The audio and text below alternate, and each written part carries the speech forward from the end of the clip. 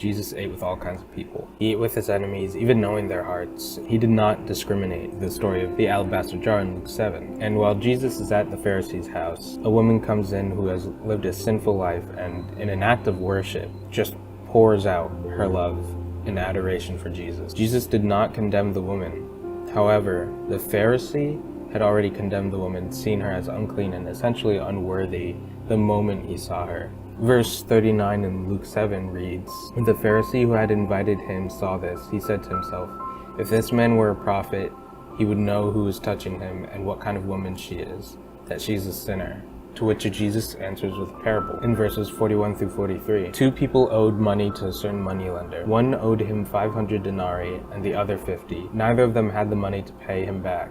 So he forgave the debts of both. Now which of them will love him more?" Simon replied, "I suppose the one who had the bigger debt forgiven." "You have judged correctly," Jesus said. We don't know who God has called, or will call.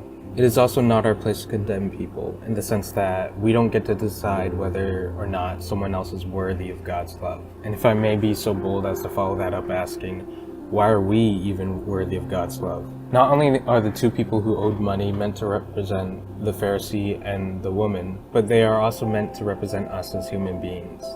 We can't possibly pay back the debt we owe. And a scary thing many fall prey to here happens when we start comparing ourselves to others and thinking we're better than certain people, better than non-believers or our friends, our co-workers, saying things like, "Oh, at least I'm not as bad as so-and-so." The truth is, if we piled up all of our good works, all of our good deeds, all of that added up would never make us righteous in the sight of God. But Jesus offers forgiveness to even the worst of sinners. He gives peace to the brokenhearted. Ephesians 2 verses 8 and 9 read, "For it is by grace you have been saved, through faith.